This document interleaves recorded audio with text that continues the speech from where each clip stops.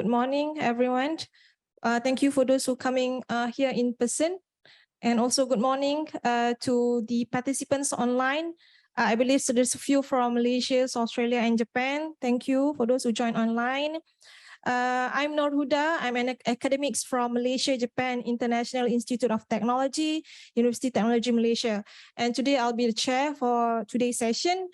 I am very pleased to welcome you all physically and virtually to the second day of third Australian Circular Economy Conference and Net Zero Week. I'm going to start off with some housekeeping items. Each panelist will have 15-minute presentation, followed by the 5-minute Q&A session. If the audience online have any question to the panelists, please use Q&A function on the Zoom or unmute yourself for those who are online. And please be advised, this session will be recorded. So basically, this technical session having 3 invited speakers featuring an interesting topic, which is contemporary topic, which is paradox and pathway to a net zero. This net zero agenda has gone viral, but like a simple buzzword, the reality of achieving it it's far more complicated. So this session focuses on the recent and innovative strategies towards realizing the net zero agenda, since achieving it require operationalizations in various social, political, and economic domains. Thus, research and innovations are critical to reaching this net zero target without neglecting the ethical value. Without further ado, it gives me a great pleasure to introduce our 3 panelists.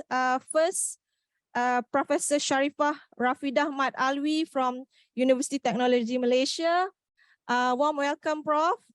How are you? Yeah, hello everyone. Thank you for inviting me. Okay, thank you, Prof. Our second panelist is from CSIRO, Dr. Dia Milani. Dia is here with us right now in the auditorium. And the third panelist is Professor Fumihiko Tochinai from Kanazawa Institute of Technology, Japan. Ohayo gozaimasu, sensei. Ohayo gozaimasu. Selamat pagi. Right. Okay, guys. Before we start, allow me to brief a little bit about our first panelist. Sharifah Rafidah is currently a professor in School of Chemical and Energy Engineering, Universiti Teknologi Malaysia. She previously held as the Director of Process System Engineering Center at UTM for 10 years. She is an expert in resource minimization consultant for multiple industries and is among the leading researchers in resource integration technique development. Prof. Sharifah is also the co-founder and director of Optimal System Engineering Sdn Bhd, a UTM spin-off company. And today she will be sharing with us her expert on the integrated eco-industrial park planning towards net zero pathway. Without further ado, please join me in welcoming Professor Sharifah. Over to you, Prof. Thank you very much, Kanazawa. Please allow me to share my slide here.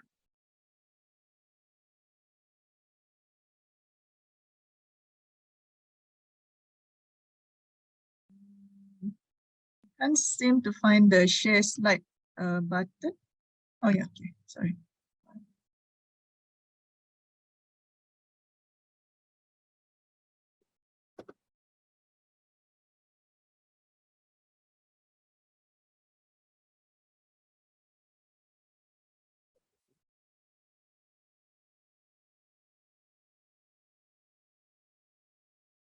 Hey everyone, a very good morning to everyone. My name is Sharifah. I'm the R&D Manager for Process System Engineering Center, Prospect from Universiti Teknologi Malaysia. I'm also the Director of R&D of a spin-off company of UTM called Optimal System Engineering Sdn Bhd. So first of all, I would like to give my heartfelt thanks to the Australian Circular Economy Conference for inviting me to this talk. And today I'll be sharing about what we are doing in our research center on a topic called Integrated Eco-Industrial Park Planning towards Net Zero Pathway.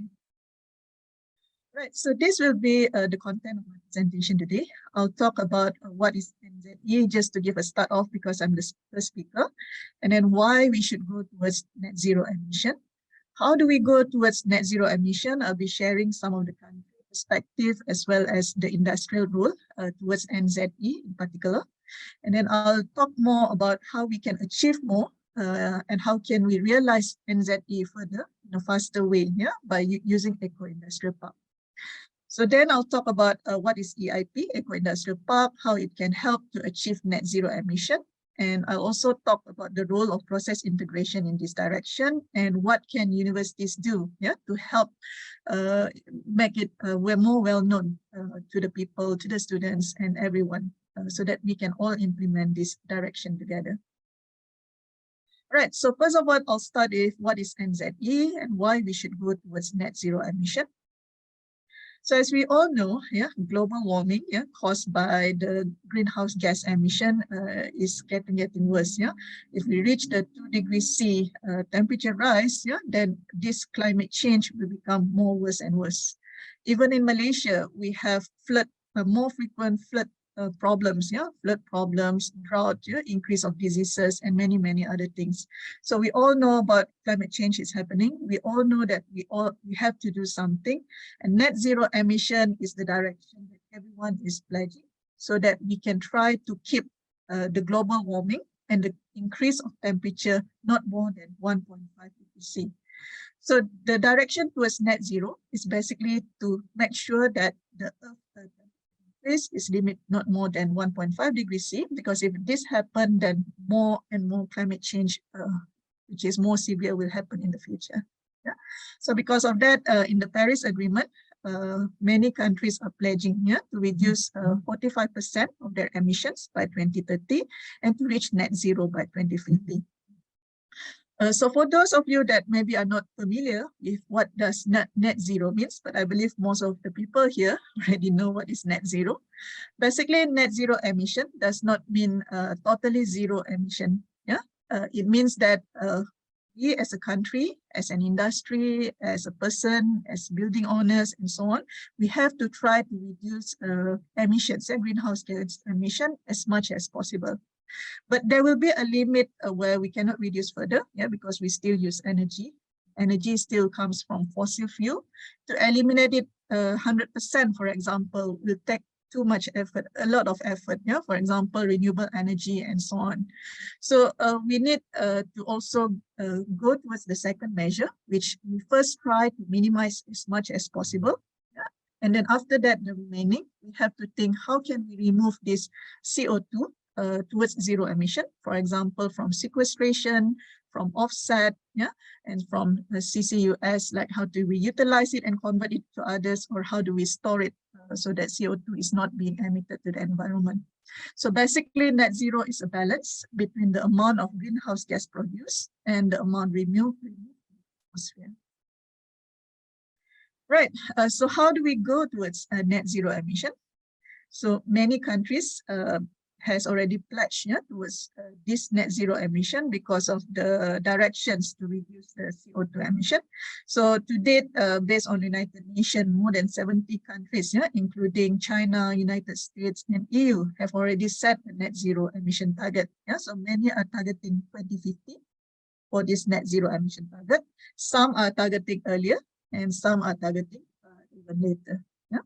So even in Malaysia, we are also committed towards this net zero emission, and our Prime Minister, Mr. Ismail Sabri, has announced in the 12th Malaysia Plan that Malaysia is also committed towards going net zero emission by 2050, the earliest.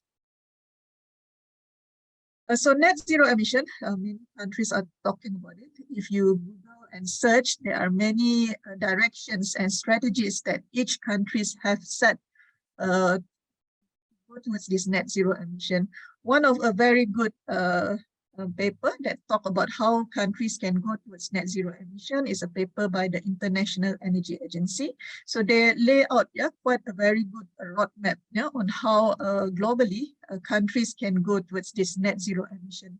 So their roadmap includes how industries can go towards net zero, how transportation sector should go towards net zero, buildings, how the power sector that generates electricity using fossil fuel should go towards net zero.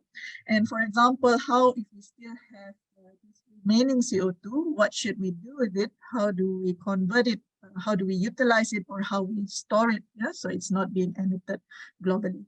So they have laid out quite a good plan, yeah, starting from now until 2050. What should countries do? What should everyone do yearly? Yeah, for example, by when we should be doing what? What should be the commitment we should give? What should be the directions that we can go, and what are the technologies that we should be ready for in the future? So not only countries, yeah, have been going towards net zero. Yeah, many companies they are also going towards this net zero emission together with the country. So according to the ABC News, yeah, so there are already more than 200 companies pledging towards net zero emission globally. Yeah, especially everyone is also talking about ESG nowadays, and net zero emission is also one way, yeah, towards going to this ESG direction. So how do we reduce, how do we go, yeah, towards net zero emissions? So I'll talk more from industrial perspective compared to the other sectors. Yeah. So one way is, the first is always to do demand side management. Yeah. So what does demand side management? For example, we should always try to avoid, yeah, creating that emission in the first place. Yeah. The second one is, after avoid, we maybe can try to change our operation.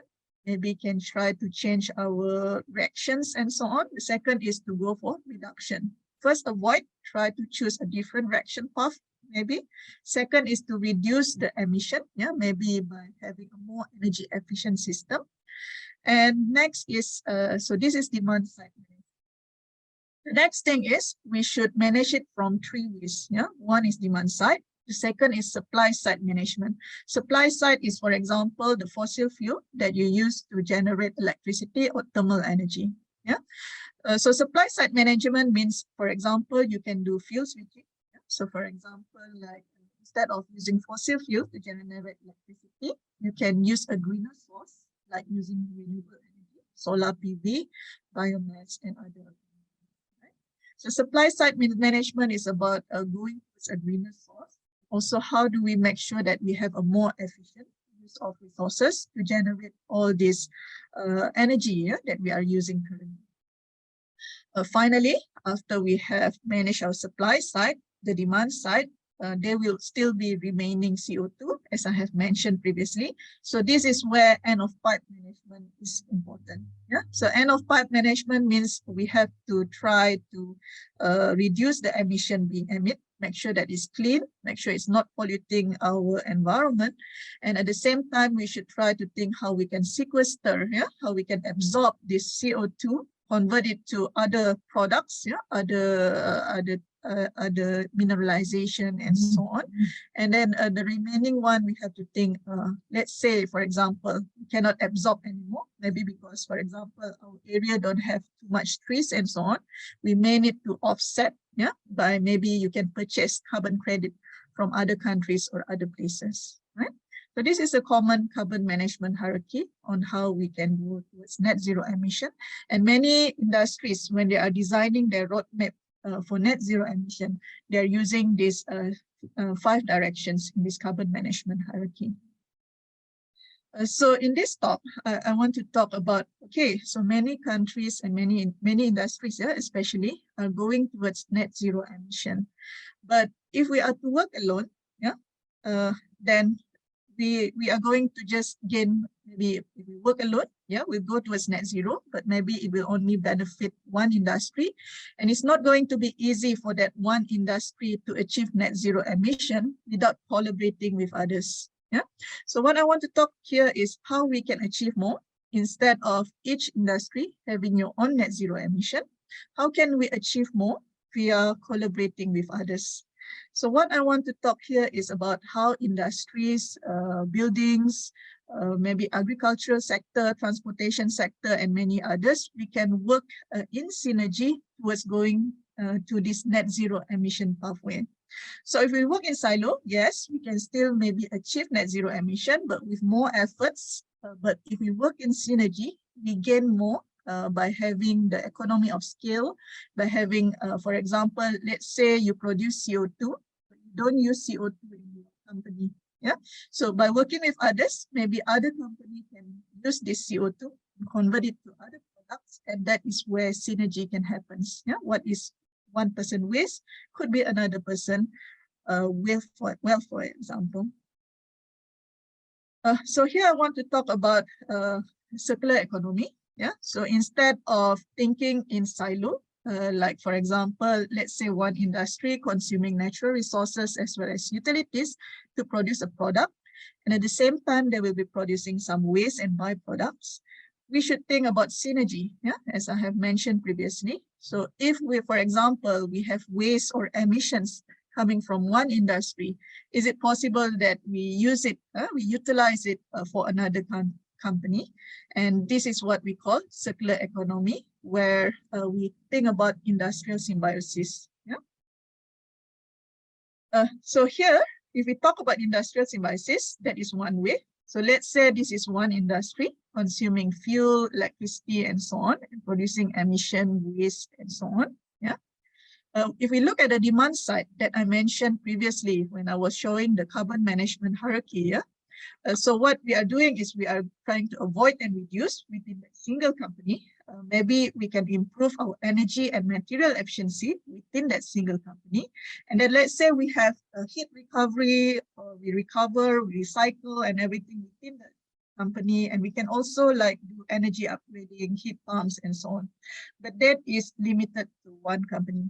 So what I would like to discuss further today is how we can collaborate with others. And this is where industrial symbiosis and eco-industrial park can play a bigger role in net zero emission.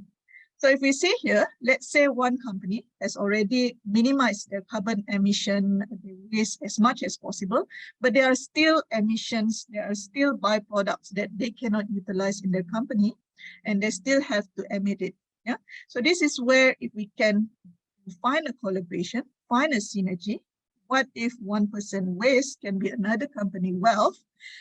This is where we can create the synergy and we can think further. Yeah. So for example, here, let's say they have high temperature waste heat, which they cannot utilize in their own company.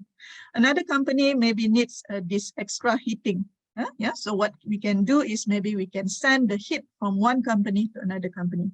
So same thing also, let's say this company have a byproduct or a waste, yeah, which previously they need to throw it away. Yeah, they need to think how to sequestrate it. They need to think how to convert it to other product or how to dispose it safely. If this kind of waste, for example, we can use at this company. So this company, instead of buying new fresh resources, which they need to reprocess, reproduce, yeah, then we can also reduce the amount of emissions, yeah, from the processing, from the treatment of waste and so on. If we can think further how to increase the efficiency of energy and material recovery across multiple sites. Yeah? So we are talking about a bigger demand side management now, not only within a single industry, but also for multiple industrial sites. And supply side management also, we can also think bigger. Yeah? Instead of each company thinking of having their own solar PV, for example, we can also think how we can synergize, yeah? How we can synergize multiple industries, sharing a centralized system, for example. So let's say many industries are located in industrial site, which are near to each other. So instead of everyone have their own steam boiler, for example, to produce steam, if we have a centralized steam system, what we can do is the extra heat from the industry, they can also convert it and send it to the steam headers. And at the same time, the centralized steam boiler can balance out what is not enough, yeah, and they can supply it to all the industries within. So there can be a symbiosis, there can be an exchange of energy, heat, and so on. And we can synergize by having and share some utility system together. Yeah, so like, for example, a centralized steam system serving several industries within an industrial site. So here we are talking about how we can again share resources so that we can reduce the capital costs, we can reduce the manpower required to do all this generation. Instead of self-generation by everyone, we can share the resources and do a centralized generation. And at the same time, think how we can take the resources from one company and also fit into the centralized system. Yeah.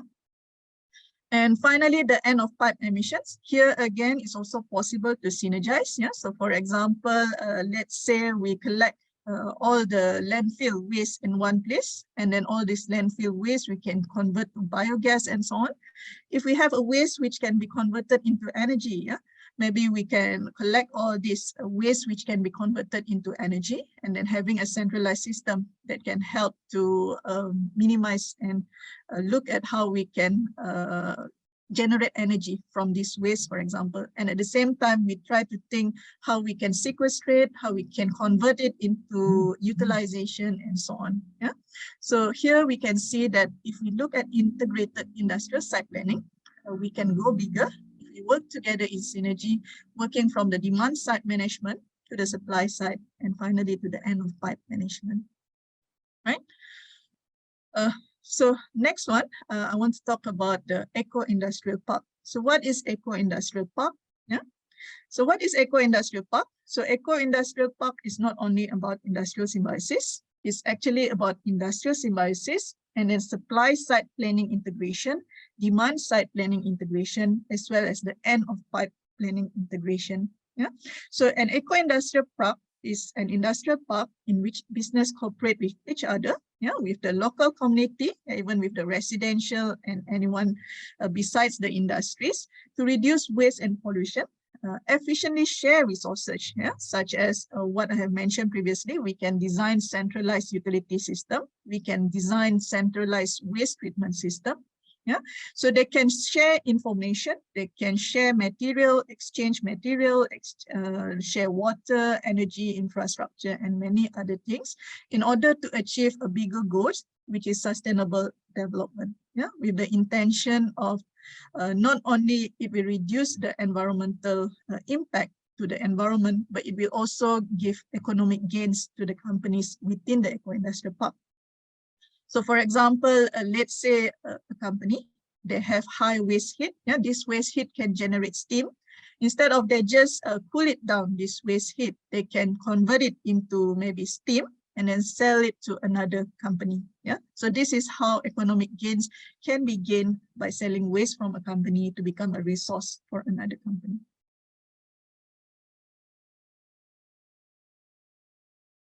Right, so eco-industrial park is not new. Yeah? One of the most famous eco-industrial park is the Kalunberg Symbiosis Industrial Park. So in this Kalunberg Industrial Park, they achieve a lot of savings. Yeah? You can see here that they have reduced their CO2 emissions, about 635,000 tons. Not only that, they also reduce water. Yeah? They also reduce the usage of energy as well as the usage of material. So please don't forget that people nowadays are also talking about the nexus. Yeah, people are talking about energy. It's not only about energy. Energy is also connected to water. Energy is also connected to food. Energy is also connected to generation of other resources. So in other words, if we can also reduce water, yeah, as well as material, it's also one way we can reduce the amount of emissions to the environment. And eco-industrial park has also been promoted in many countries. Yeah, for example, this is another good guideline, yeah, developed by the United Nations as well as the World Bank Group on how countries can develop eco-industrial park. And according to the World Bank, in 2018, there are already about 250 eco-industrial parks globally. So I believe now maybe in 2022, there are more EIP available worldwide. So circular economy is the key for rapid and sustainable development, and EIP or eco-industrial park can help to make this faster, and it's one way that industry should think together in the future. Yeah, don't only think in silo, don't only think that other industries are a competitor. We should always think how we can synergize and work together with other industries nearby to our area as well, in order for us to share resources, reduce emissions further, and so on. Yeah. Hi, Prof.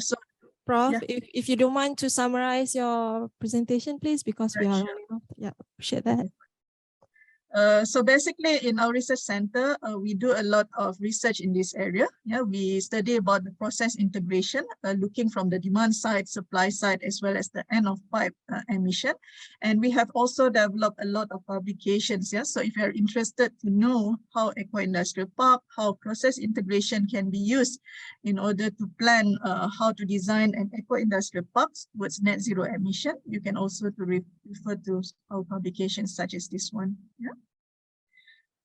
So to conclude, besides that, in the universities also, we have also promoted this net zero emission as well as eco-industrial park in our curriculum.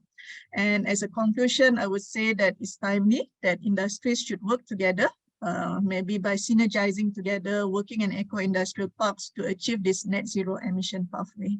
Yeah. So that's all from me. Thank you very much. Thanks a lot, Professor Sharifah. So thanks a lot, Prof, for the insightful sharing and how we're going to see how industries and academics can work together and within across sector and cross companies just to work towards the net zero emission. So perhaps because of the time limitation, can we have only one question, please, either from online or from the auditorium? Any question? Can we check from the online? No. How about in the auditorium? Any question from the participants online and auditorium? Yes, Prof. Thank you, Sharifah. Ali Abbasiya from University of Sydney. Quick question, please, in terms of the eco-industrial park work you're working on, is that already being implemented in Malaysia with industrial eco parks? Are you working on such projects? Thank you very much. Currently, we are working with CSIRO. So in Malaysia, we have this program called RESO, Resource and Energy Efficient Project. So basically in RESO, we are first collecting the information of energy as well as material available in the industrial park in Malaysia. So CSIRO working with MITI, Malaysia Industrial Ministry. Yeah. So we are already working in the ministry to first collect what are the byproducts available by the industries, what are the energy generation, because that is the first phase when we are creating eco-industrial park. And the next phase is once we have collected this data, we'll create a website where we can see how we can exchange these resources. And CSIRO is also doing a study to any industrial site in Malaysia on which industrial site can be converted into EIP. So Malaysia is currently working on something. We have not created a complete EIP yet, but we are going towards that direction. Thank you, Prof. Thanks a lot, Prof. Now we can go to the second panelist, but allow me to share a short bio of him. Dr. Dia is a senior research scientist and a team leader at the CSIRO. In his career, Dia has led multiple research projects focusing on the sustainable carbon technologies. And Dia was awarded his PhD in chemical engineering from University of Sydney in 2012. Please join me welcoming Dr. Dia Milani with his presentation entitled Green Urea Synthesis, the Way Forward. Over to you.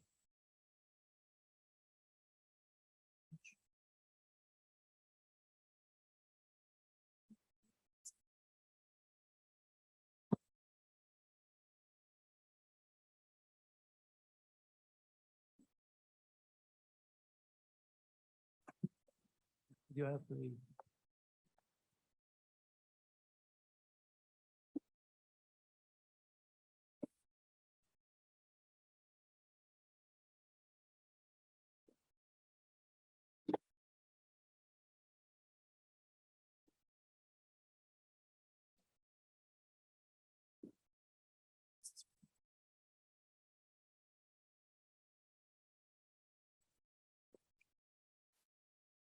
Yeah, hello everyone, and thank you for your attention to this little seminar. My talk today will be around one of the mature industries and very well established industries in the world, but it is a major contributing to the greenhouse gas emissions, and there is a mounting pressure on this industry to decarbonize and meet the net zero targets.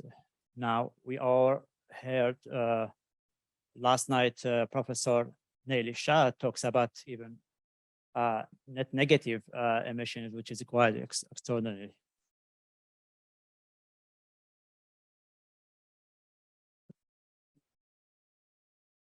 Yeah.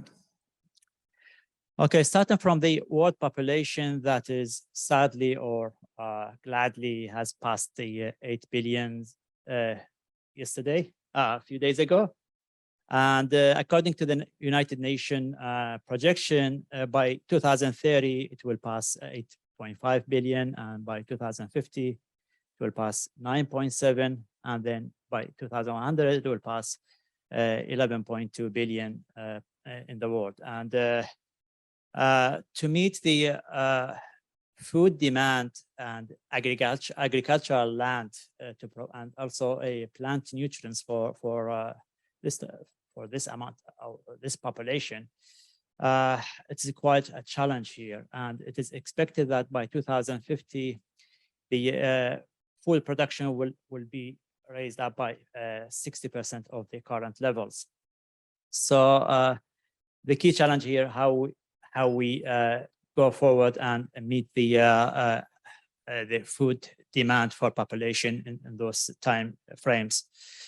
So there are two options or two scenarios here, either by converting more of these natural ecosystems to agricultural lands, which has lots of also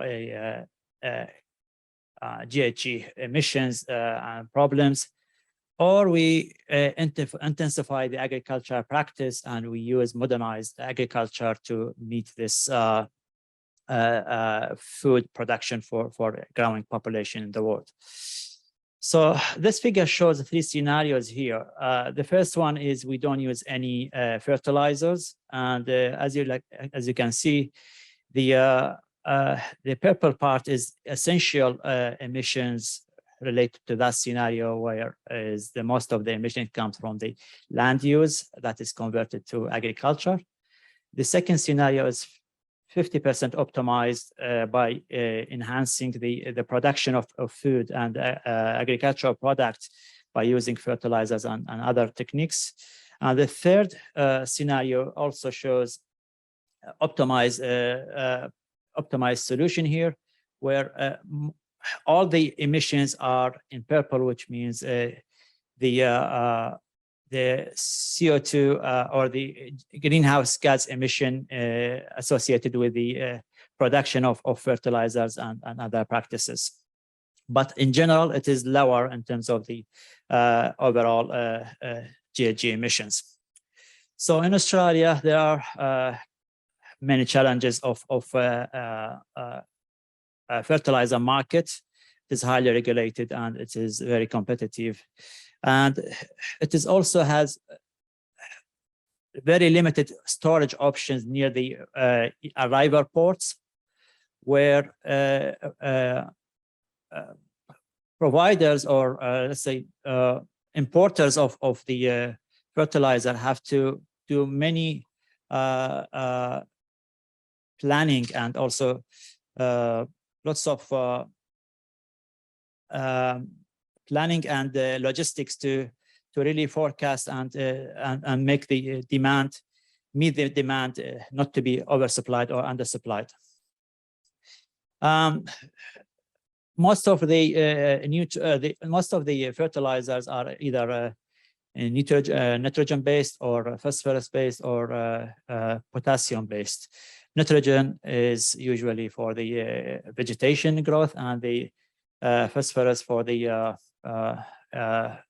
health of the plant itself and the roots growth, and also the potassium for the environmental attacks and environmental and pest attacks. So it helps the plant to resist that. And Australia is relatively very minor player in the global fertilizer market, with very little contribution either in the production or the export to the global markets. The price of urea, for example, here we're talking about is skyrocketing at the moment, and it's second highest after the global crisis in 2008, and it's skyrocketing above the $600 per ton of urea.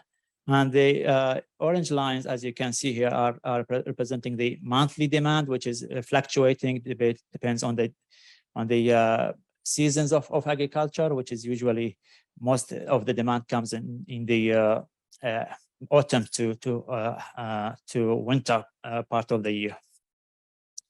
So this is a urea synthesis plant, a typical one, and there are two classes of urea production, either a conventional one or the semi-carbon one. And they differ a bit in the processes, but they have all share 4 major units, which is urea reactor, distillation column, and decomposer to dehydrated water, and also the granulator to granulate and prill the urea. And nowadays they use more of advanced techniques to coat the urea and to control the release of urea to the soil and to the plant itself. And these are the energy chain event of urea synthesis, starting from steam methane reforming part, which is a very endothermic process, and then all the way to urea production. The overall energy demand for this process, as you can see, is slightly exothermic, but there are some parts of the reactions require lots of energy here. And in this, Australia now is chasing up to increase its role on production of urea in different projects. So this is Strike Energy in Western Australia is planning to produce urea. Almost 3/4 of the urea demand for Australia will be produced in this Harbour project in Western Australia near Perth, using their gas resources, but also they will blend the blue hydrogen with the green hydrogen using 10 megawatts of electrolyzer powered by local wind. And the other plan, major plan, is from FFI plus Encetic. Now, Encetic is one of the major shareholders of fertilizer in Australia. They plan to produce 50,000 tons of green hydrogen per year, then followed by ammonia facility, which is the largest of its scale in Australia. Ammonia synthesis itself is also a very large contributor to the emission, and they are under huge amount of pressure to decarbonize their industry. And that's why they're looking for a more green way of using green hydrogen. But the green hydrogen itself would not be enough to say that ammonia is green as well, because you need lots of energy coming from air separation unit to generate the nitrogen from the air. And that is a huge energy consumer that comes from fossil fuel based. So the advantage of a green urea synthesis is a scalable process, and it's the only non-carbon power to chemical storage route. And ammonia is often less expensive and can be less costly in terms of the transport to overseas compared to green hydrogen itself. And it is either can be counted as a fertilizer precursor or as a energy carrier in both ways. So green ammonia can benefit from cost reduction in renewable electricity and also green hydrogen. There is reports from by CSIRO, Gen report that says electrolyzer that going to drop significantly in terms of the cost, and that will make green hydrogen production more competitive to blue hydrogen. This is the typical block diagram of ammonia production. The solid lines are the essential lines, and the dashed lines are the complementary or the optional. And as you can see here, in terms of the storage to meet the fluctuation of renewable, you have the option either to store the energy in the batteries, or you can produce more hydrogen during the day, store that hydrogen in the hydrogen storage system, and use it later, either straight away in the ammonia process, or to in the fuel cell to produce more hydrogen later on. So you have quite a few options there in terms of the storage to mitigate the fluctuation of renewables. Okay, so two major and almost commercial ready hydrogen production routes in Australia, either by blue hydrogen coupled with the CCS, or by green hydrogen that is powered by green electricity. Now, the green hydrogen at the moment is more expensive than a blue hydrogen, but as I said, there is work is going to reduce the cost of green hydrogen, especially the electrolyzers, to make it more compatible. So the green hydrogen, if we can use it to produce green ammonia, as I said, we need to also work on the energy consumption for the air separation unit. Has to be coming from non-fossil fuel options, and then will lead to green urea. Now, green urea alone cannot be labeled green unless the CO2 that comes into the process comes from non-fossil fuel or carbon neutral sources. And there are three options here, either from biomass, or from renewable methane, or from direct air capture, to get that CO2 required for a green urea. So I'm not going to go in much details in terms of the advantages and disadvantages of each option, but for biomass, it is carbon neutral source. It's versatile and abundant, and currently widely used in Australia for combined heat and power, and also for biofuel production. And that can be extended later to use for urea as well. And for the renewable methane, it is low in terms of the carbon to hydrogen ratio. It is affordable and cheap, and a great option for off-grid locations and remote areas. And in Australia, currently there are 242 biogas units, but there is an estimation of 90,000 biogas units that can generate over 100 terawatt hour from different parts of renewable methanes. And the last option is from DAC, which is scalable and can be built right at the doorstep of the utilization unit, and require less area and less water consumption. And the carbon footprint of transporting CO2 to that utilization port is almost zero, because you can build it right away in the doorstep of the utilization port. So in terms of the carbon footprint and the cost of the transport will be almost zero, which is reducing the overall cost of DAC. But in general, it is a huge energy intensive process and very expensive at the moment. And that's why looking at options to utilize the CO2 product out of the DAC is essential to bring the cost down and make it affordable. So here I try to show up one scenario here, how we do that in terms of the process integration. If we think of this urea plant, urea, as we said, it needs ammonia, and the ammonia can be fed straight away in the urea process.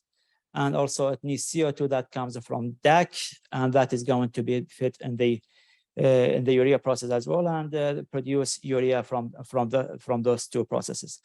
Now, these two processes are very energy intensive, so they require lots of energy that can come from renewable options, or also backed up by grid, for example, here just to limit the fluctuation of renewable and consistency of renewable options.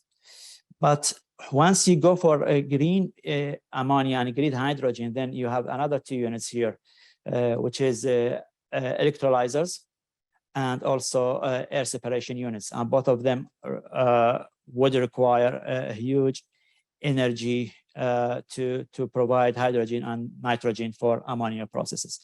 But in this case, what happens is the ammonia synthesis plant becomes exothermic because you don't use steam methane reforming SMR anymore, and that energy contribution to steam methane reforming can be eliminated, and the focus will be more on the electrolyzers and also on the air separation units. And because the ammonia synthesis plant becomes exothermic, now you can utilize the energy from ammonia synthesis plant and also from the urea synthesis plant back to DAC here. And as you can see, there is plenty of room for process integration, optimization, and innovation to make this combination work together and produce urea at an affordable cost. Local manufacturers in Australia have the opportunity because they have the natural resources there, and they require the government support in terms of the incentive program to set up a right infrastructure for their business models. And by using the carbon neutral sources of CO2, then Australia can lead the renewable energy market and also renewable fertilizer or green fertilizer market in the region. And we have all the resources to do so. That's all for me. And for more information, you can have a look at this paper that is being published last week, and it's all about this green urea from Australian perspective. Thank you very much.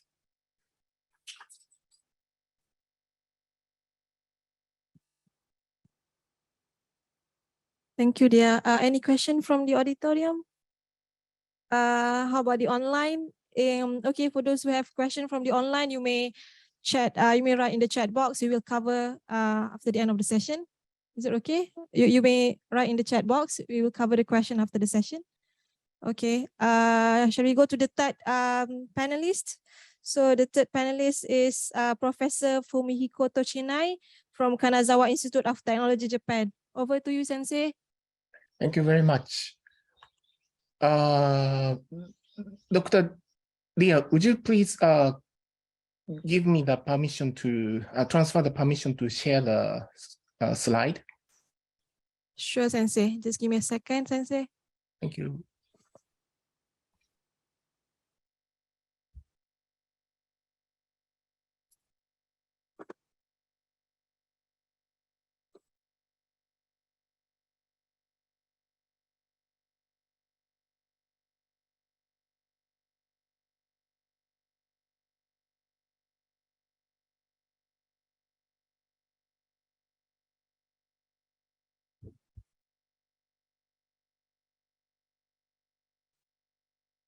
Okay.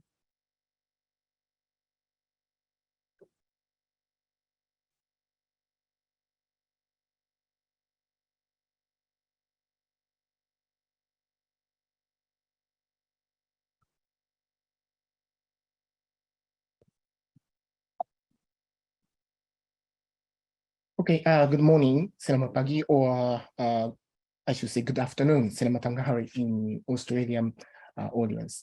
I'm Fumihiko Tochinai. It's a great pleasure for me to join this session to make a presentation titled Taking Ethical Approaches Going Forward to a Net Zero Society. Oops.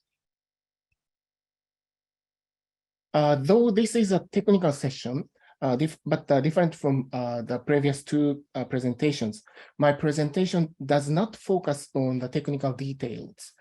As you see, I was trained as a historian of science, and I'm now in charge of engineering ethics education.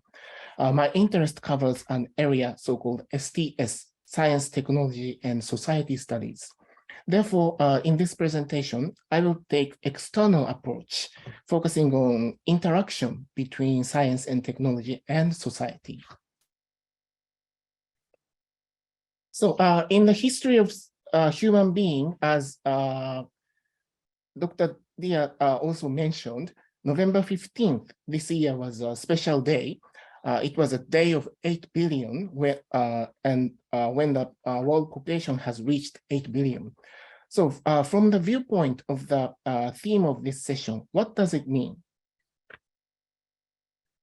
To consider its meaning, I'd like to take advantage of the concept of cosmic calendar that was proposed by American astronomer Carl Sagan. Using the calendar, we can relativize ourselves from the viewpoint of the history of the universe and the Earth. In this calendar, the history of 13.7 or 30.8 billion years of the universe is scaled down to a single year. So we are now on the very beginning of January 1st of the second year.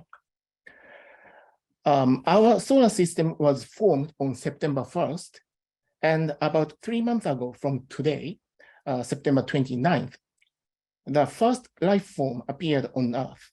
Then, when did our ancestor appear? It was just 3 hours ago, and it was just a second ago when Newton et al. Initiated modern science. As for the Industrial Revolution, which formed the foundation of today's society, it was only 0.5 seconds ago in real-time scale 200 years ago.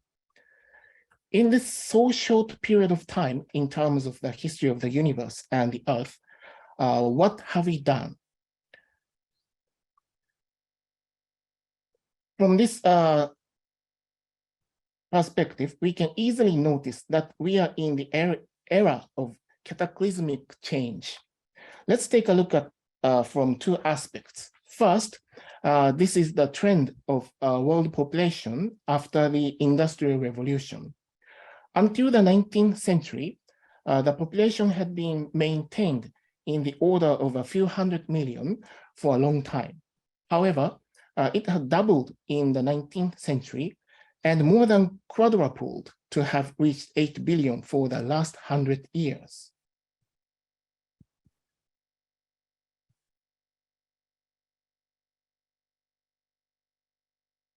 How about fossil fuel consumption? As you see, it had been negligible until around 1840. But now we are consuming more than 10 billion tons of fossil fuels every year. It is obvious that this isn't sustainable, but it is not recent we noticed it. We have known this since 1970s. So we come up with two questions. One, why have we kept going the path that is not sustainable, though we know it? Two, how can we change the course so that we can sustain? I would say a key to answer these questions is ethics. Why do I think ethics is a key? Because ethics provide various viewpoints to think and make decisions. Issues related to net zero society are social and societal issues, so that we have to take holistic approaches to tackle them. To do so, we have to have various aspects, which ethics do provide, because social and societal issues are ethical issues. For example, reflections in terms of macroethics, a conclusion is easily brought that it is matter of course that we have kept going the path to the limit because existing social systems fundamentally cannot proactively deal with such issues. Why impossible? Because the foundation of today's society are outdated. They were built 200 years ago when issues we now face didn't exist at all. As they were so strongly built, they had supported Society 3.0 until recently and have been barely supporting current Society 4.0, but it is reaching the limit.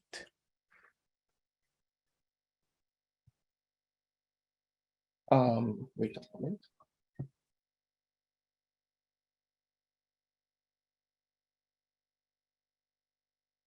So, but modern issues must be solved. If not, we cannot sustain.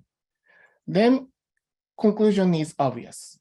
We have to totally renew or reform the foundation of our society so that we can proactively tackle these issues.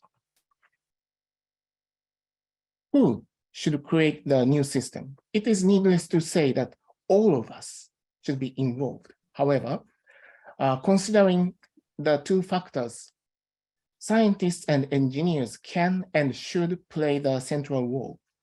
The two factors are, one, our society highly depends on science and technology, and it would continue. And two, scientists and engineers are responsible for causing many social and societal, that is, ethical issues. To these factors, how scientists and engineers respond. As for the first factor, for example, National Academy of Engineering in the United States has listed 20 greatest engineering achievements in the 20th century. This list well demonstrates that today's society depends on science and society. And at the same time, the same academy has also listed grand challenges for engineering regarding the second factor. On its webpage, they say as follows, I quote, in the last century alone, many great engineering achievements became so commonplace that we now take them mostly for granted. As remarkable as these engineering achievements are, certainly just as many more great challenges and opportunities remain to be realized. While some seem clear, many others are indistinct, and many more surely lie beyond most of our imaginations, end quote. So, by cooperating one another, it would be possible to create a new foundation for today's and future society, including net zero society. But do you think it is feasible? In Japan, until about 2009, opinion surveys on science, technology, and society had been conducted frequently, in which there was a question, do you feel close to scientists and or engineers? Please guess, how many people answered yes and how many no? This is the result. Are you surprised or you just expected that almost 4/3 of the public in Japan did not feel close to scientists and engineers? These figures are taken from fiscal year 2004 report, and the trend was the same in fiscal year 2009 report. After the 2009 survey, no survey had been conducted until fiscal year 2017, in which this question was not asked. Instead, they were asked, do you want to listen to scientists and engineers' ideas if you have an opportunity? To which less than half of them answered yes, whereas slightly more than half answered no. What do these figures mean? It seems to me that these survey results suggest communications between the public and scientists and engineers are insufficient, which might be an obstacle to create a new society together. Looking back the history of science and technology, scientists and engineers did challenge a lot of social issues and solved them. Therefore, they would provide solutions for these issues too. However, it is not them, but the public who accept for using the solutions or not. So only when they establish close relationship, we will be able to go forward to a net zero society to achieve SDGs. And ethics is a key to go forward because ethics is the science of conduct. That is, ethics is a tool to design our conducts by considering the balancing of values of everybody. So from viewpoints of ethics, it is now necessary for us to change from a preventive to aspirational approach. That is more proactive and outward oriented, outward directed. Preventive approach is necessary, but aspirational approach is more essential in terms of ethics, and I would dare emphasize profitable in the long run. From viewpoints of ethics, it is also necessary for people, especially scientists and engineers, to have philosophical mindset. Looking back the history of science, Isaac Newton, who is often referred to as the father of modern science, and others in his days were not scientists, but they were natural philosophers. To tackle today's social and societal issues with the public, scientists and engineers of today are expected to be philosopher scientists and philosopher engineers who can appropriately make ethical decisions to act for the benefit of mankind forward to net zero society. Thank you very much. Terima kasih banyak. Thank you, Sensei, for the it's a different view from technology. Is now we're looking at the ethical view towards going net zero society. Thanks, Sensei. So anyone has a question online and auditorium? Perhaps for Dr. Dia and also for Professor Tochinai. Okay, Sensei, maybe one question from me. Okay, Sensei, based on the research that you have done, is it that technological revolution is in line with what you call like, ethics of the community or society? Is it in line with the technological revolution based on the research that you have done? As far as my interpretation, it is partially in line with, but in some part, but in some part it is not. Thank you, For Sensei. example, yeah. Okay, go ahead, Sensei. Yeah. For example,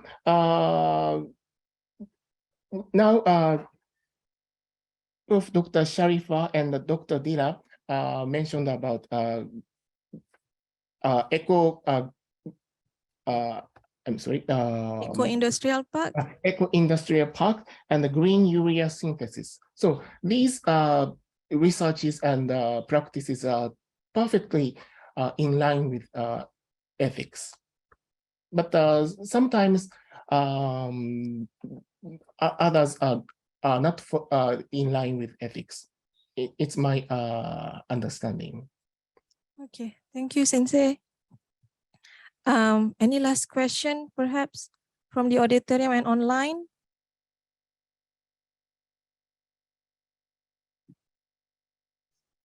Anyone online have a question? Okay, I think so. No? No, okay. Okay. Once from Dia, Dr. Dia. So, okay, Dia, maybe you want to answer that question.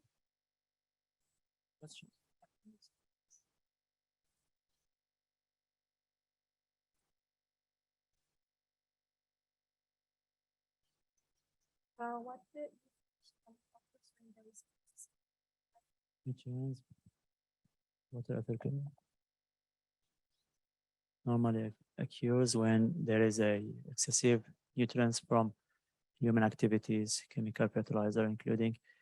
Therefore, does green urea also negatively contribute towards mod? I don't know. I don't know. I have no idea how to answer this question.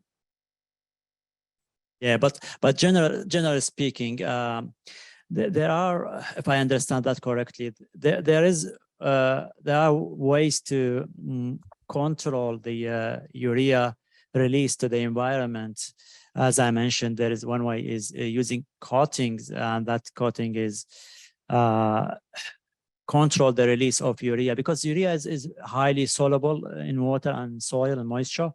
So it is there is a way to by using the advanced coating, they control the release of urea to the environment and to the waterways, and that is also reduce the cost of food production in terms of the urea usage and contribution to the food costs. Yes, yes. Probably there are other ways, so I'm not sure at this stage. But we can probably, if you can contact me later on or email me, we can discuss this further. Thank you very much. Thank you, dear. Also, there's one response from June Park. Perhaps Norizan want to have a look on that. Okay. Thank you to the three panelists. Will join me in thanking all these three panelists: Professor Sharifah, Dr. Dia Milani, and Professor Fumihiko Tochinai. Just a short takeaway before we end our session for today. To get a net zero is a Herculean task. This is something far bigger than the moonshot or other effort or initiative that often been compared to, because to achieve this net zero is really every economics on earth, energy, and governments, industries, ultimately every citizens, all of us have to be involved in change the way we live. And it's not just technological revolution, but as Sensei mentioned, we need revolution in our mindset also. With that, thank you everyone in the auditorium and also in online. Thank you.